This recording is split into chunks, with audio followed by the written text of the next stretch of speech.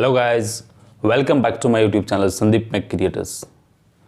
दोस्तों, career in merchant navy का ये लास्ट वीडियो है और सबसे इम्पोर्टेंट वीडियोज़ है।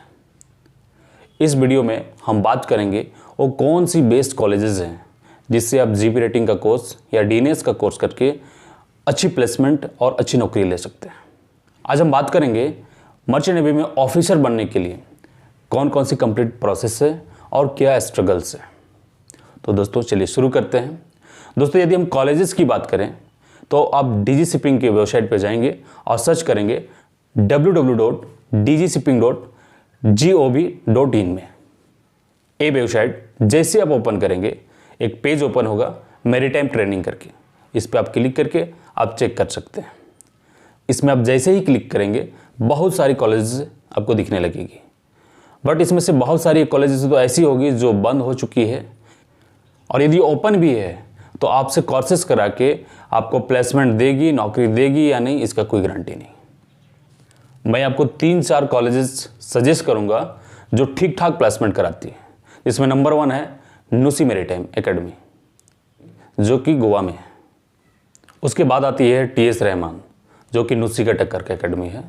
उसके बाद आती है उड़ीसा मैरीटाइम एकेडमी। इसके बाद आती है the great eastern institute of maritime studies. ये बहुत ही बढ़िया एकेडमीज़ है। द ग्रेट ईस्टर्न तो खुद में एक कंपनी है, इनके पास खुद की बहुत सारे शिप्स हैं। आप खुद समझ सकते हैं जिस एकेडमी के पास बहुत सारी शिप्स हैं वो अपने कॉलेज के पास आउट बच्चे को कैसे जॉब नहीं दे सकते हैं। इसके अलावा भी इंडिया में बहुत सारी फालतू की कॉलेजेस हैं जो कोर्स तो कराती है, आपसे पैसा भी लेते हैं, बट आपको नौकरी दिलाएंगे इसकी कोई गारंटी नहीं है। मर्चेंट नेवी में कौन कौन सी फ्रॉड्स होती है, क्या क्या फेक होती है, इस सब चीज़ के लिए मैं एक अलग से वीडियो बना चुका हूं, आप जाके देख सकते हैं।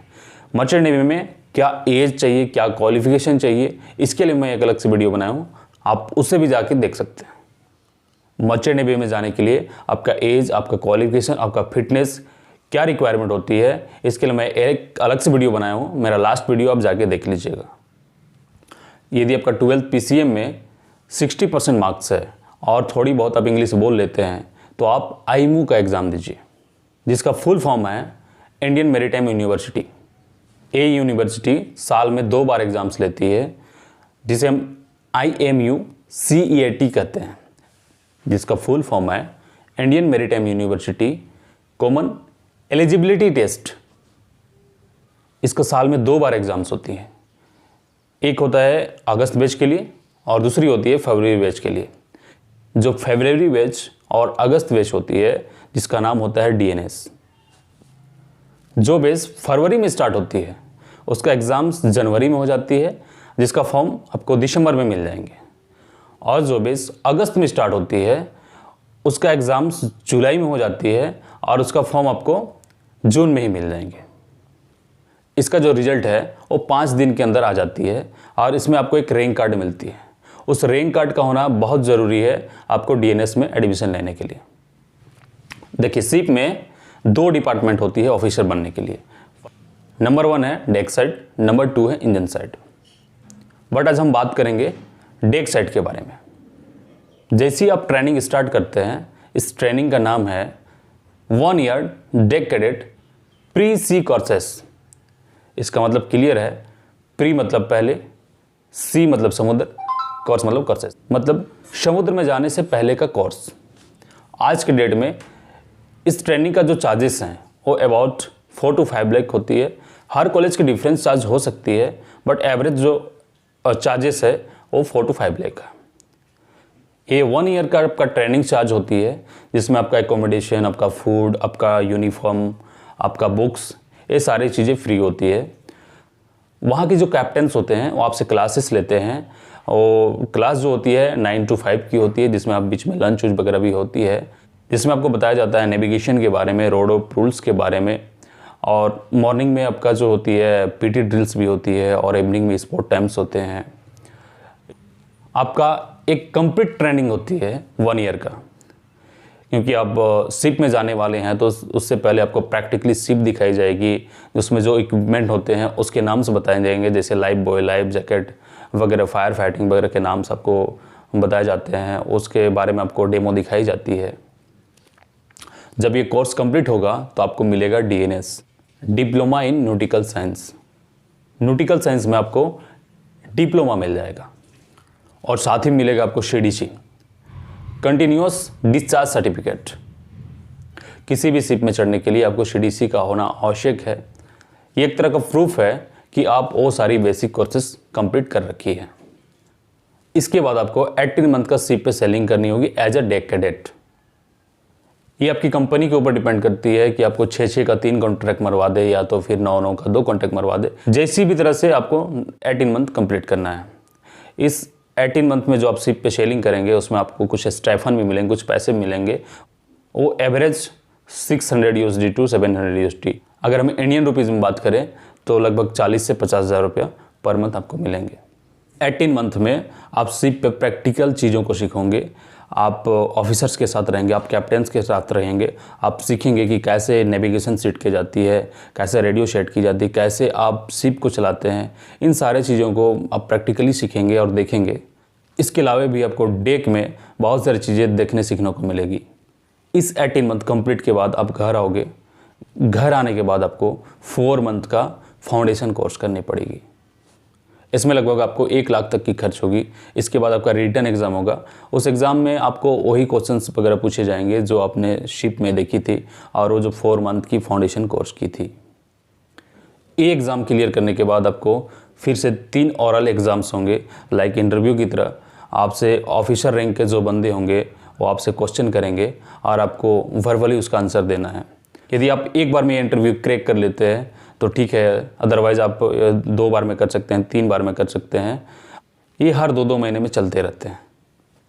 ये सब कंप्लीट करने के बाद, यानी आप पहले 1 ईयर का कोर्स किया, उसके बाद 18 मंथ आप शिप में प्रैक्टिकल ट्रेनिंग, उसके बाद आप 4 मंथ का आप फाउंडेशन कोर्स किया, उसके बाद रिटन एग्ज़ाम दी, उसके बाद 3 ओरल एग्ज़ाम क्लियर करने के बाद गवर्नमेंट ऑफ इंडिया आपको बहुत ही प्यारी चीज़ देगी जिसका नाम होती है COC, सर्टिफिकेट ऑफ कॉम्पिटेंसी। यह एक तरह का लाइसेंस होती है शिप चलाने के लिए। जिस तरह से आप लैंड में बस कार ड्राइव करने के लिए आपको एक लाइसेंस की आवश्यकता होती है, उसी तरह से आपको शिप चलाने के लिए भी एक लाइसेंस की आवश्यकता होती है जिसका नाम है COC। COC मिलने के बाद आप उसी कंपनी पे जाओगे जहाँ से आप कोर्स किए, या तो किसी दूसरी कंपनी पे जाओगे तो आपको शिप पे चढ़ाएंगे एज अ 3rd ऑफिसर। जो आपको सैलरी होगी वो डिपेंड करता है आपका type of company and type of vessel पे, बट मैं एवरेज आपको बता देता हूँ। आपको 3rd ऑफिसर रैंक पे जो सैलरी होगी वो 3K USD to 4K USD per month. यदि हम इसी को इंडियन रुपीज़ में देखें तो 2.5 lakh to 3.2 lakh per month. इसी तरह से शिप में आप 2 से 3 कॉन्ट्रैक्ट मारते हैं और जब कंपनी को लगती है कि आपका प्रमोशन कर देने चाहिए तब तो कंपनी आपको प्रमोशन करती है और बनाती है आपको 2nd ऑफिसर। जब आपका 2nd ऑफिसर बनते हैं तो आपका जो सैलरी होगी वो average 5K to 6K USD। आप अभी इंडिया का जो रेट चल रहा है आप खुद ही कैलकुलेट कर लीजिएगा कि इंडियन रुपीज़ में कितना होगा। 3rd ऑफिसर और 2nd ऑफिसर मिला के आपका शिप में 18 मंथ का सेलिंग कंप्लीट हो जाता है तो आप मेट्स का एग्ज़ाम दे सकते हैं, चिप मेट्स का कोर्स कर सकते हैं। 3rd ऑफिसर से 2nd ऑफिसर बनने के लिए आपको कोई एग्ज़ाम्स देनी नहीं पड़ती है, बट आपको 2nd ऑफिसर से चीफ ऑफिसर बनने के लिए आपको चिप मेट्स का कुछ एग्ज़ाम्स क्लियर करने पड़ते हैं। ये कोर्सेज कंप्लीट करने के बाद आप बन जाते हैं चीफ ऑफिसर, और जब आप चीफ ऑफिसर बनते हैं तो आपकी जो सैलरी होती है 7K USD to 9K USD है ना बजी की बात। यदि आप किसी तरह स्ट्रगल करके आप यहाँ पहुँच जाते हैं फिर आपके लाइफ में पैसे ही पैसे हैं, फिर आप एडवेंचर लाइफ जी सकते हैं, आप जैसी मर्जी लाइफ जी सकते हैं। अब मैं बात करूँगा इन तीनों ऑफिसर्स के वर्क्स क्या होते हैं। सबसे पहले स्टार्ट करते हैं 3rd ऑफिसर की। 3rd ऑफिसर जो होता है वो रात को 8 से 12 और सुबह 8 से 12 4 hours night and 4 hours morning में शिप चलाता है।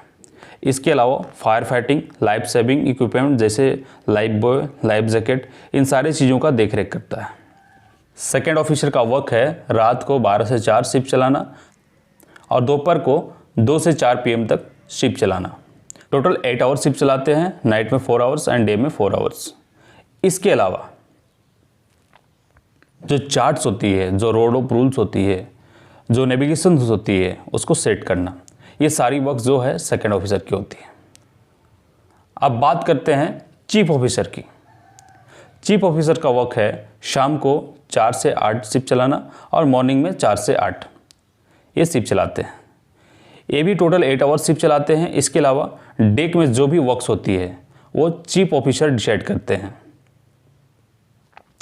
चीफ ऑफिसर के बाद अब जो भी एग्जाम्स होती है वो क्लियर करने के बाद आप बनते हैं captain of the ship. Captains जो होते हैं पूरे शिप का कर्ता धर्ता होते हैं, उसके अंडर में ही पूरी शिप होती है। यदि हम कैप्टन की सैलरी की बात करें तो average 8K to 15K USD, Indian rupees में बात करें तो 8 से 12 लाख पर मंथ। तो है ना मर्चेंट नेवी इंडिया का हाईएस्ट पेड जॉब। आप जी सकते हैं ना एडवेंचर लाइफ। अब पूरे वर्ल्ड को घूमेंगे, मज़े करेंगे। यस ही यस है भाई, यहाँ तक पहुँचने के बाद तो मज़े ही मज़े है। तो दोस्तों मर्चेंट नेवी में जो भी इम्पोर्टेंट टॉपिक है, इम्पोर्टेंट पार्ट्स है या बेसिक चीज़ें हैं, उसको मैं आपको मोटा मोटा समझाने की कोशिश की है। यदि हम डीप में जाएंगे तो हर एक टॉपिक में एक वीडियो बनेगा। आई होप आप समझ गए होंगे। यदि आप मर्चेंट नेवी में जाना चाहते हैं तो मैं कैरियर इन मर्चेंट नेवी का 4 वीडियोज़ बनाया हूँ। यदि आप चारों वीडियो कंप्लीटली देखते हैं तो आपको बहुत आसान होगा डिसीजन लेने में। यदि ये वीडियो आपको पसंद आई तो मेरे चैनल को आप लाइक कीजिए, सब्सक्राइब कीजिए, ताकि मैं इसी तरह का वीडियो आपके लिए हमेशा बनाता रहूँ। जय हिंद दोस्तों।